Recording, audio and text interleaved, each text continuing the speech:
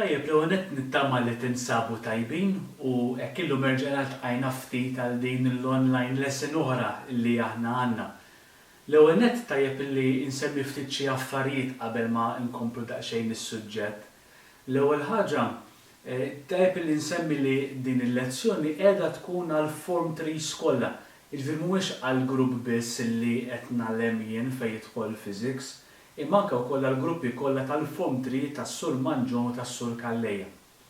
It-tieni ħaġa marbuta ma' dawk li forsi qegħdin jagħmlu x-xogħol u anke wkoll qegħdin isegwu. Sissa grazzi tagħha daħal numru ta' responses fuq il-lezzjonijiet li ġa saru. Tajjeb li nsemmi ftit u nagħmel avviż żgħir. Dawk minnkom li din hija l-ewwel lezzjoni li qegħdin jaraw forsi qalbu daqsxejn qabel fuq MySpot għaliex ġa għamilna lezzjoni oħra dan it-tim. Il-grupp li qiegħed miegħi din hija t-tielet lezzjoni. Il-grupp tas-Sur Kalleja u tas-Sur Manġon din hija t-tieni lezzjoni għaliex kellna bżonn nagħmlu lezzjoni oħra l-grupp li qiegħed miegħi. U apparti minn hekk ma' daw il-lezzjonijiet kien hemm marbuta biċċa xogħol qiegħda fuq Google Form. Irċivejt numru ta' responses u ningrazzjakom ħafna anke kien hemm min ħalla xi kumment dwar kif kienu l-lezzjonijiet u apprezzajthom ħafna. Issa li ħankunu qegħdin nagħmlu ħanispjegaw ftit forsi xi punti li kien hemm min staqsax ma fehmhomx u se nispjegawhom hawnhekk u mbagħad ħanejdilkom ftit kif se nimxu l quddiem. Dawk minnkom illi għandhom forsi xi ħbieb u magħhom qegħdin jikkomunikaw għandkom group chat flimkien u forsi wieħed jista' joħloq f'dan iż-żmien fejn jidħol il-klassijiet biex ifakkar il xulxin jew inkella permezz ta' messaġġi jew ħaġa oħra li tfakru ftit il xulxin fuq dawn il-lessons għaliex hemm studenti li għadhom ma segwuhomx u tajjeb illi wieħed iżommhom ftit f'moħħu dawn li qegħdin insemmu. Minħabba f'hekk tajjeb illi inti li qed issegwu din il-lezzjoni tfakkar il-sħabek l-oħrajn li hemm lesson bħal din u biċċa xogħol li aħna qegħdin bħala teachers qegħdin insegwu ftit. Allura tajjeb il wieħed jagħmel id-dmir tiegħu ħin għandkom, jiġifieri is-sitwazzjoni kif qiegħda sa tħallna għat-tieni ġimgħa li lna ma niltaqgħu fil-iskola u wieħed jista' jkompli anke b'dan il-mod.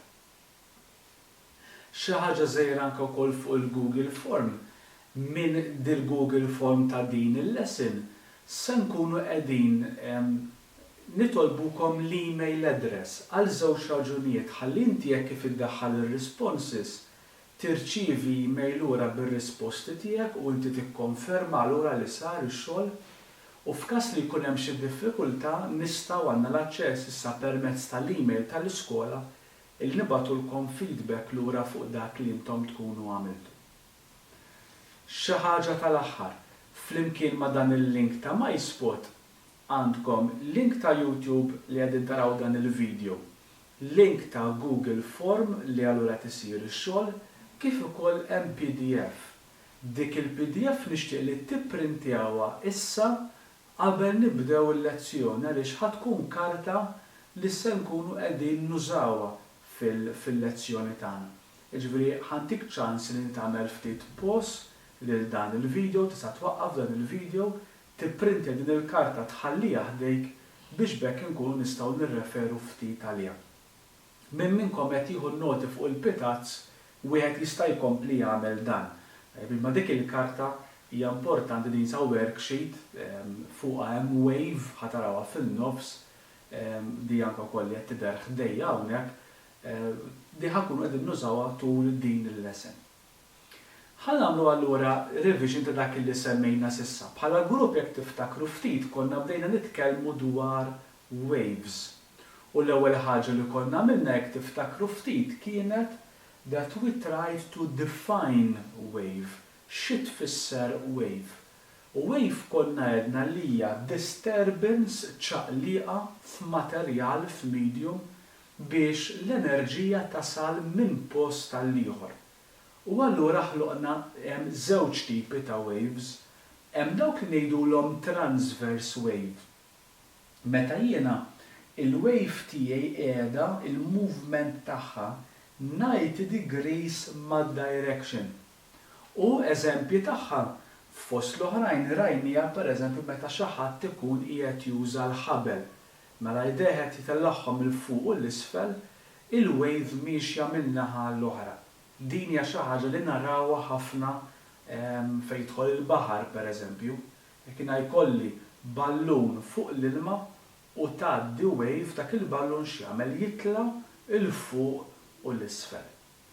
Imma mbagħad hemm it-tieni tip ta' wave li kien hemm xi studenti li saqsewni ftit dwarha, dik li ngħidula longitudinal wave. U nifhimkom li intom tistaqsu ftit dwarha għaliex għax hija tip ta' wave li din mhux ma tantx aħna mdorrijin biha, anzi pjuttost ikun hemm min jgħid imma din m'għandix shape ta' wave, m'għandix xi ħaġa li tila l fuq u l-isfel, imma kollox għadu dritt. Imma fil-verità jekk inħarsu ftit fil-viċin ninnutaw illi l-enerġija qiegħda timxi b'mod differenti, mhux il-fuq u l-isfel, imma l-enerġija tkun il-qudiem u lura b'tali mod li inti fit-triq tal-wave se toħloq mumenti fejn għandek compression, mumenti fejn għandek rarefaction. U rajna li din it-tip ta' wave iktar li milli narawha għax daqsxejn diffiċli ħlief permezz ta' spring hekk u fl-aħħar lesson għamiltkom video ta' xi ħadd qiegħed joħloq din it-tip ta' wave. Immedna li s-sound hekk jinħoloq. L-speaker prattikament qiegħed jimxi l-qudiem u lura u allura jaffeċ u jfettaħ l-arja li hemm quddiem. U qed joħloq wave differenti ħafna mix-shape li aħna mdorrijin bih, imma għalina fis-science din hija fil-physics din hija din it-tip ta' wave. Li ħanagħmel ħalli nippruvaw nispjegaw niġbru dak li semmejna permezz ta' sketch żgħira, bħal donnu għandna whiteboard żgħira ħanaqsam daw it-tip ta' waves u anke wkoll nurikom ftit kif wieħed ipinġihom u forsi nispjegaw naqam il-ġdid. Inti tista' jekk trid dan il-noti li ħatara issa tagħmilhom tiegħek permezz tal-pitazz ukoll. Tajjeb mela fuq dak li semmejna u anke wkoll għadna kemm għamilna nispjega issa. Rajna daqsxejn differenza bejn żewġ tipi ta' waves, dak huma transverse waves u longitudinal waves. Ħall naraw daqsxejn dak li semmejna. Mela s'issa aħna għadna illi waves jien nista' naqsamhom f'żewġ tipi. Għandna dak li ngħidulhom transverse u dak li ngħidulhom longitudinal waves. Aħna b'mod normali iktar qisu imdorrijin li naraw din it-tip ta' wave, għalhekk forsi kien hawn min longitudinal wave saba daqsxejn diffiċli għax hija xi ħaġa li fil-verità teżisti imma diffiċli ħafna illi dan it-tip inkunu nistgħu narawha. Transverse wave huwa meta inti għandi il-motion tiegħi toħloq din it-tip ta' wave. Għalhekk aħna imdorrijin biha din għaliex aħna jekk inħarsu lejn il-baħar naraw din it-tip ta' wave jekk naraw ftit pereżempju jiena għandi il-ħabel li nibda ntellaw il fuq u l-isfel għandha it-tip ta' wave għaliex? Għaliex fil-waqt li jiena għandi il-wave li qed timxi minn dan il-punt il-qudiem, that is the direction, qiegħda minn idejja sat-tarf tal-ħabel. Għandi il-mewġa li ġejja minn barra u jiena qiegħed hawn ġew. U allura hemm id-dajsa jew qiegħed fuq ir-ramel jiena. L-ilma x'se jkun qed jagħmel jew inkella l-ħabel se jkun qed jagħmel il-moviment ser ikun il-fuq u l-isfel. Mela jekk tinnotaw id-direction li hemm il-movement qiegħed il-fuq u l-isfel biex noħroq dik it-tip ta' wave, il-movement qiegħed il-fuq u l-isfel. U xi ħaġa daqsejra fil-mezz hawnhekk għandi 90 degrees. Mela the movement of the wave is 90 degrees with the direction of the wave. U tinħoloq dan it-tip. Dak it-tip ta' wave aħna insejħula transverse wave, dik ngħidula transverse wave. Issa, fejn naraw din it-tip ta' wave? Din nistgħu narawha f'diversi postijiet, nistgħu narawha l-iktar fejn jidħol l-ilma jitla l-fuq u l-isfel. Li kieku jien pereżempju għandi ballun. Qegħdin nilagħbu bil-ballun jiena u xi ħadd ieħor u fi minnhom tiġi mewġa. Il-ballun x'se jagħmel narah jinjola l-fuq u jinżel l-isfel. Ara il-movement il-fuq u l-isfel, id-direction hija 90 degrees. Nista' nara anke wkoll f'ħabel jew inkella spring u jekk tiftakru konna semmejna dik li ngħidula slinky spring narawha daqsxejn anke fl-aħħar filmat l-aħħar lezzjoni rajna din id-differenza. U nistgħu ngħidu wkoll illi id-dawl fuq di ħa nitkellmu iktar tard. Id-dawl ukoll jimxi b'din it-tip ta' wave. Xaġ li aħna ma narawx bajnejna għax il-wave mhijiex xi kbira ħafna. Fil-każ ta' longitudinal wave, mela issa ħa nitkellmu fuq it-tieni tip, illi kif semmejna din it-tieni tip ta' wave hija daqsxejn diffiċli biex aħna narawha bajnejna. Mela din insegwija bajnejja mhux problema. Dit hawnhekk le. Għaliex? Għaliex it-tieni tip ta' wave qiegħda twassal ukoll l-enerġija minn post għal ieħor mela id-direction ukoll sejra tkun hekk. Imma din id-darba l-moviment mhux ser ikun il fuq u l-isfel għax dak huwa transvers. Imma l-moviment ser ikun ukoll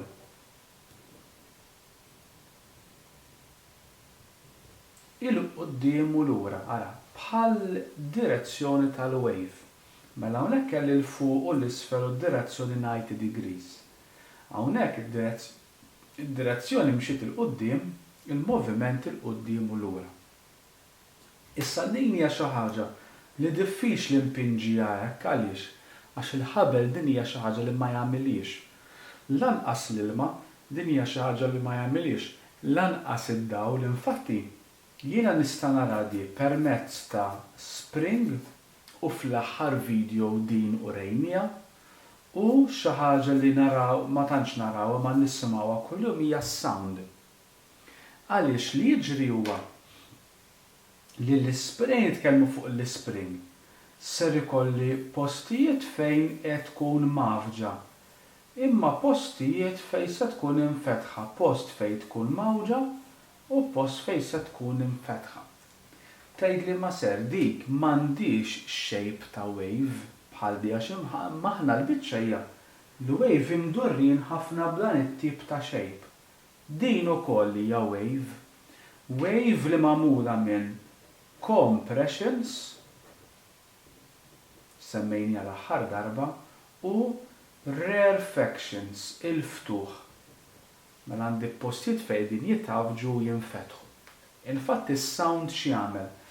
Is-sound jekk jien għandi speaker qiegħed hawn joqgħod jimxi l quddiem u lura.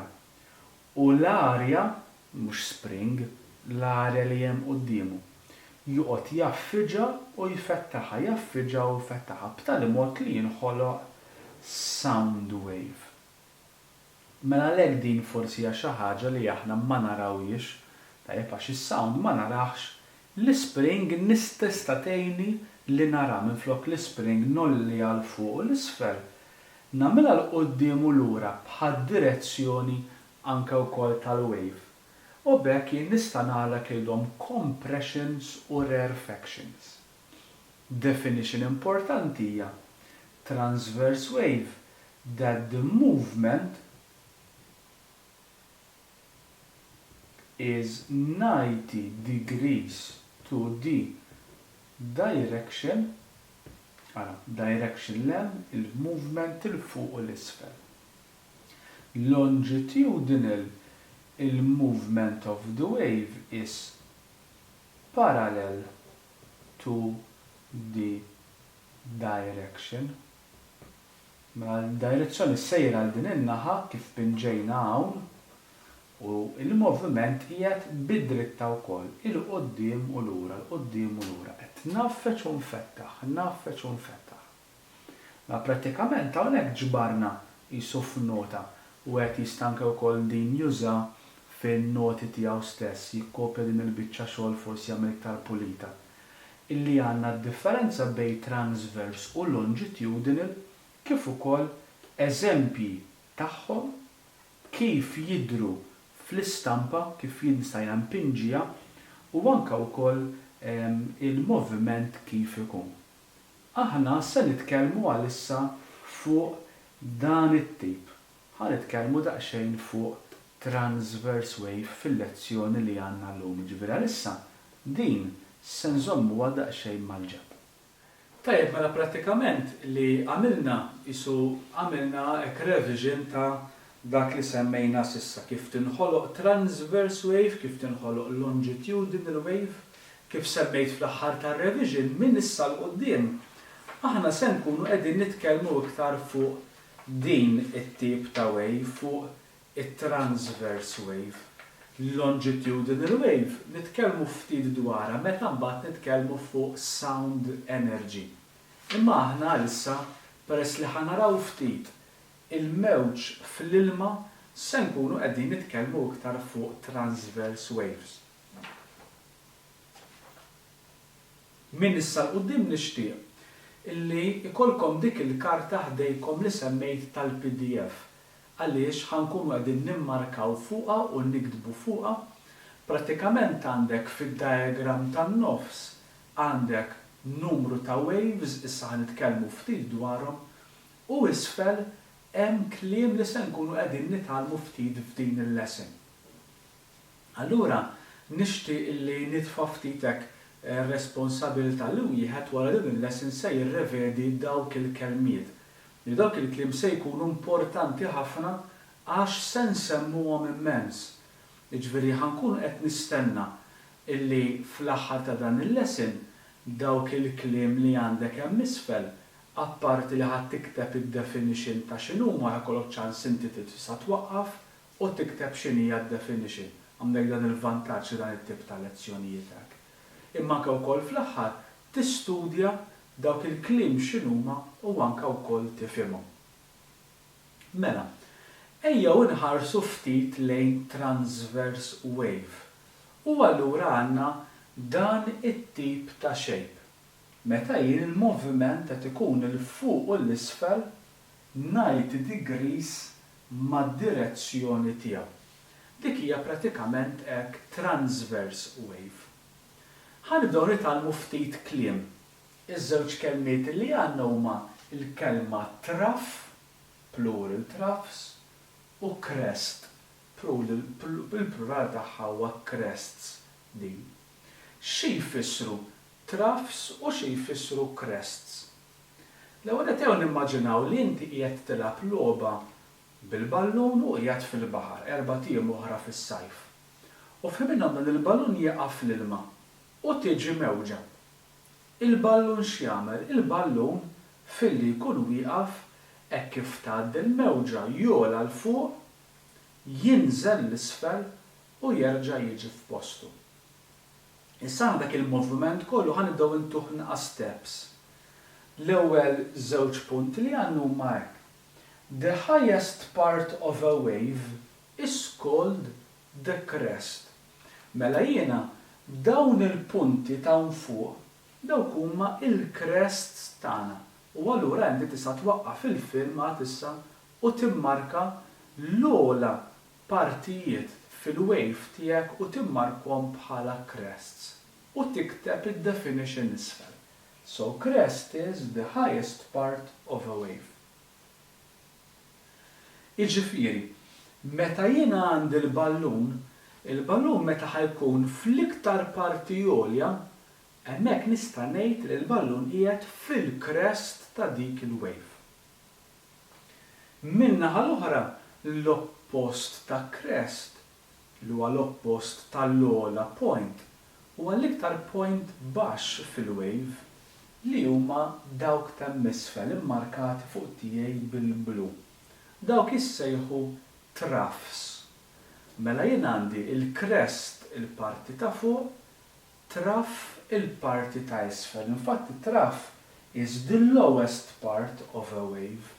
Mela l-ballun xejn kien fil-oli, hemmhekk kien fil-crest, kif niżel isfel net hemmhekk ġi fit-trough tiegħu. Allura inti tista' timmarka wkoll twaqqaf dan il-video, timmarka troughs li inti għandek fuq il-karta l-iżgħar l-iktar partijiet baxxi u tikteb ukoll id-definition tagħha. Ma dik qed l-ewwel żewġ kelmiet li għandna, crests l-ogħla partijiet, troughs l-iktar partijiet baxxi. Issa għandna kelma oħra li se nitalmu ftit, il-kelma li jmiss hija il-kelma amplitude. Forsi din tfakkarna minn l-iktar anke huwa mitla ta' ċertu mużika jew nkella sound, għal dak li amplifier u din ħankellmu dwarha l qudiem. Il-kelma amplitude tfisser l-ogħla punt illi jiena mir-rest position sejjer n-ogħla. Jiġifieri jekk ngħid ara l-ballun kienu jieqaf hawnhekk. Qisu kemm ogħla l fuq biex wasal fi crest u kemm niżel l-isfel biex wasal fit-trough. Prattikament dawk huma l-amplitude mela l-ballun kienu jieqaf hawn. U ogħla daqshekk. Il-crest. Qisu kważi kważi l-amplitude tfisser id-distanza bejn ir-rest position u l-crest. Jien nista' ngħid ara l-ballun ogħla metru, il-ballun ogħla 3 metri. Infatti mewġ bħal huwa tsunami jiġi studjat u anke wkoll jirreferu għalih kemm huwa kbir u kemm huwa baxx skont l-amplitude tiegħu, kemm il-mewġa hija kbira, kemm il-mewġa hija għolja. Ovvjament, iktar ma l-amplitude tkun kbira, iktar il-mewġa hija kbira. So amplitude is the distance between the rest position and the crest or even at trough. Ġifieri anke din id-distanza dawn dik hija l-amplitude. Mela ħanitolbok li twaqqaf il-video fuq il-karta tiegħek timmarka l-amplitudes illi aħna għandna u anke wkoll tikteb id-definition tagħha. Mela s'issa aħna semmejna crest l-ogħla partijiet, troughs l-iktar partijiet baxxi, amplitude kemm hija għolja il-wave tiegħi. Imma mbagħad jien għandi kemm hija għolja, imma wave kemm hija wiesa'. Ma tista' semmejna tkellna fuq l-għoli u kemm hija baxx tagħha, imma kemm hija wiesa'. U dik ġejja għar-raba' kelma, mela crest, trough, amplitude u din ma tantx hija diffiċli bħala kelma għax il-kelma hija wave length. The length of one wave, it-tul ta' wave waħda. U allura wieħed jista' jgħid imma stenna jiena hawnhekk pereżempju kemm għandu waves, dik hija wave waħda jew iktar minn waħda. Prattikament fil-physics aħna il-wave nikkalkulawha b'dan il-mod. It is the distance between any point on a wave and the equivalent point of the next. X'jiġifieri? Mela ejjew ngħidu pereżempju għandi dan il-punt ta' hawnhekk. Jien meta se tgħaddi wave? Din hija wave. Din hija wave. Din hija wave. Din hija wave. Jew dan kollu huwa wave. Id-definition ta' wave length, it-tul ta' wave tfisser. Meta inti għandek dan il-point se ssib eżatt ieħor bħalu. Issa jista' jkun dak ikun qed iserb mhux hawnhekk? Le, fil-verità fadal iktar biex ikun bħalu eżatt huwa dan il-punt li huma bħal xulxin. Il-fatti hawn il-wave hija nieżla l-isfel. Hawnhekk il-wave hija tila l fuq. Infatti wavelength hija dik temmek u infatti mmarkata b'kulur differenti. It-tul ta' wave meta inti għandek point u terġa' ssib ieħor bħalu. Jien nipprova nxebbaħhom b'daw iż-żewġ metodi. Ejjew nimmaġinaw ftit li aħna qegħdin fuq roller coaster mixjin fuq din il-wave. Mela jiena ara fejn nidin l-ewwel erba' kelmiet li semmejna. Għandi traff, se nibda nola ġej fi crest u jiena jista' jkun li nola ħafna iktar, ġejja l-amplitude, il-laħwa ħanitla 4 metri, 5, 6. Kemm hija għolja roller coaster. Nerġa' ninżel traff, nerġa' ninżel crest u nibqa' sejjer. Ejjew rridu sakemm twila wave. F'dan il-punt ir-roller coaster nieżla l-isfel. Biex insib one wave, irrid insib eżatt dak il-punt eżatt bħalu meta jinħan nerġa' ninżel l-isfel ukoll. Mela ma jiġix hawn għax hawn kieku roller coaster qiegħda tila il-fuq. Imma huwa f'dan il-punt eżatt bħalu illi jiena se nkun qed inħossni nieżel l-isfel. It-tieni punt huwa li one wave is made up of one trough and one crest. Jiġifieri hawnhekk jien jekk nimxi minn hawn saw, nkun għaddejt minn trough imma jkun fadalli crest biex jiena ngħaddi. Hemm ukoll oħrajn sera xejn nista' jekk naqbad pereżempju dan il-punt ta' hawnhekk. Meta tkun għaddiet fil-verità wave waħda. Fil-verità tkun għaddiet wave meta jiena nerġa' nasal f'dak il-punt eżatt. Mela dik temm hija wkoll one wave. Anke din pereżempju, dik hija one wave ukoll. Għaliex? Għandi jiena il-parti baxxa tal-isfel, tlajt, erġajt ġejt bħala hawnhekk. Aħna l-iktar li se nkunu qegħdin nitkellmu għax forsi din jista' jkun tħawwadna daqsxejn dan it-tip ta' shape. Meta nibdew mir-rest position u nerġa' niġi isu għaddiet il-mewġa. Infatti jekk konna ballun aħna, il-ballun ma ngħidux isib postu meta tgħaddi nofsa biss, imma meta tgħaddi kollha kemm hi. Hawnhekk ġej bracket żgħir. Illi fejn nidħol wavelength u nitkellmu in terms of centimeters or meters, edu mewġija twila metru, 2 metri, 3 ċentimetru, ftit jew ħafna. Tajjeb, daw ħan nitkellmu daqsxejn dwarhom il qudiem. Għandna simbolu, bħalma kellna fl-oħrajn anke għal wavelength għandna simbolu u f'dan il-każ hija ittra griega li hija lambda. U prattikament tinkiteb isa forma ta' Y rasa l-isfel, l-litra L bil-Grek, lambda. Mela meta aħna se nibdew naraw dan is-simbolu dak ifisser one wave, the length of one wave. Mela ħadd waqqaf daqsxejn il-video ħalli inti fuq il-karta tiegħek timmarka one wave, tikteb dan is-simbolu tal-lambda b'dak is-simbolu li qed miktub hemm u isfel tagħmel the definition. The distance of one wave, the length of one wave. Tajb, mela s'issa semmejna crest u trough. L-iktar parti għolja, l-iktar parti baxxa. Amplitude u wavelength. Għandna kelma oħra li l-lum ġejja biex nitalmu ftit dawn il-kliem u għattilkom li tajjeb li minn issa l-qudiem daw se jkunu ftit ċari. Il-kelma li jmiss hija l-kelma frequency. Illi din hija kelma li fl-Ingliż ukoll nużawha il-frekwenza.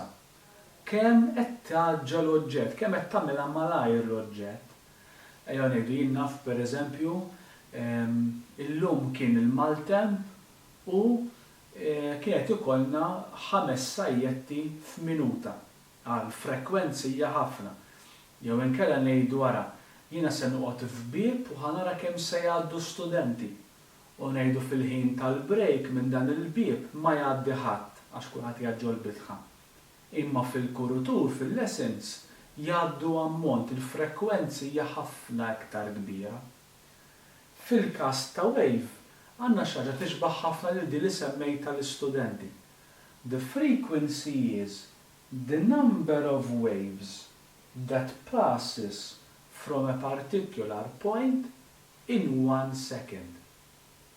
Ġifieri ngħid hekk għod bil-qiegħda jien fuq xatt il-baħar u nara kemm ikun hemm mewġ illi ġej. Jista' jkun ġej ħafna mewġ f'daqqa. Ma dak ifisser li hemm ħafna frekwenza. Il-mewġ huwa frekwenti, ġej ta' malajr, ġej ta' spess. Imma kien kun ġurnata kalma, forsi tiġi mewġa waħda, jew 2, jew 3 biss. Allura l-frekwenza hija żgħira. Ma l-frekwenza tfisser kemm qed jgħaddu waves minn post f'ħin partikolari. Ma jiena se nagħmel hekk, se nieħu l-ħin u ngħid tara f'sekonda kemm għaddew waves. Nibda minn issa, s'issa u not. Ngħid pereżempju għaddew 1, 2, 3 waves in 1 second. So the frequency is 3 waves in 1 second. Għaddew 3 mewġiet f'sekonda. Jista' jkun naf li ġu darb'oħra u ngħidu aħna naf f'sekonda, importanti li f'sekonda. Kemm għaddew waves? Ikunu għaddew 6. So the frequency is 6 waves in 1 second, jew 10 waves in 1 second, jew 300 waves in 1 second. Fil-każ tal-physics aħna dejjem nippruvaw inqassru ftit. U allura meta jkollna waves in 1 second, inbidluha f'kelma. Huwa unit li fil-verità huwa kunjom ta' persuna u ngħidu l-kelma hertz. HZ. Hertz. Meta għandi 3 hertz ifisser 3 waves in 1 second. Jekk jiena jkolli 400 hertz xi jfisser? Ifisser that 400 waves are passing through a point in 1 second. 600 hertz, 600 waves in 1 second. 2 million hertz, 2 million waves in 1 second. Mela għallum ħanifqu ftit hawnhekk għaliex naħseb illi ġbarna ammonti ta' kliem. Fadlilna żewġ affarijiet żgħar ma jekk Alla jridek nagħmluhom fil-lesson illi ġej. Mela s'issa llum tkellimna ftit. Rajna fil-bidu rġajna d-differenza bejn longitudinal u transverse wave. Rajna ftit anke wkoll eżempji tagħhom kif impinġuhom. Imbagħad iddiskrivejna ftit il-wave. Naħadu transverse wave, inġibuha qudiemna hawnhekk u nippruvaw nifhmuha ftit. U rajna daw il-kelmiet. Rajna l-kliem crest li għadna li tfisser l-ogħla parti ta' wave, trough l-iktar parti baxxa fil-wave, amplitude l-ogħli kemm hija għolja wave, wavelength it-tul ta' wave sħiħa u frequency kemm qed jgħaddu waves in 1 second. Ma dawn irbatna żewġ simboli ġodda. Ma wavelength it-tul ta' one wave biex qogħdu nagħmlu the length of one wave, nużaw il-simbolu lambda dak il-y rasu l-isfel, u qed jista' jsibu anke wkoll fuq Google u jaħażat kif jinkiteb. Imbagħad konna għedna li minflok fejn jidħol frequency ngħidu waves in 1 second, 3 waves in 1 second, dik il-wave in 1 second nagħmluha ġol kelma hertz. Ġol kelma hertz. Għalles li jmiss nixtieq li nagħmlu ftit dawn iż-żewġ affarijiet. L-ewwel nett daw il-kliem li għadna kemm tallimna u inti ktibtu mmarkajt fuq il-karta tiegħek li nibdew nitalmuhom. ħankun qed ngħidha daqsxejn forsi mhix għal nieħu pjaċir ngħidha ħafna, imma dawn importanti li nkunu nafuhom bl-amment. Ħalli meta nkunu qegħdin nitkellmu tal quddiem u nsemmuhom u ngħid ismara. Taf x'għandna hawnhekk għandna daqshekk wavelength. Inti tkun taf xi tfisser it-tul ta' one wave, jew ngħidu wara, is-sound jimxi b'50 Hz. Tkun taf xi jfisser 50 Hz, dak is-sound miexi għaddejjin 500 waves in 1 second. Ikunu daqshekk ċari f'moħħna. Għax imbagħad ħanibnu ftit dwarhom anke wkoll żewġ punti oħrajn għax fadal l-aħħar żewġ kelmiet li nitalmuhom fil-lesson li ġejjin. Apparti minn hekk biex anke nirrevedu nara verament din l-affarijiet ċari f'moħħi, nixtieq li nerġgħu nagħmlu dik il-Google Form. Din id-darba se tkun ftit differenti għax nixtieq li nagħti feedback billi dak li jkun jikteb email address jew tiegħu jew inkella ta' xi ħadd minn tal-ġenituri biex jirċievi l-feedback u wkoll u qed ikun jista' jara daqsxejn fejn qiegħed. Sakemm nerġgħu nagħmlu l-lesson li jmiss, hekk nitlobkom illi nieħdu ħsieb xulxin, stay safe fid-dar u ħsieb il-tad-dar ukoll u mill-ġdid sellulna għalihom. Nawguralkom ħafna l-ġurnata tajba, nawguralkom ukoll li dan il-ħin li għandkom f'idejkom tużaw dejjem bl-aħjar mod. B'affarijiet li tieħu pjaċir tagħmel, b'affarijiet li tista' tgħaddi żmien bihom, imma anke wkoll li titgħallem u tikber permezz ta' dan iż-żmien. Ejjew dan iż-żmien ma naħluhx. Il-ġurnata tajba lilkom ilkoll.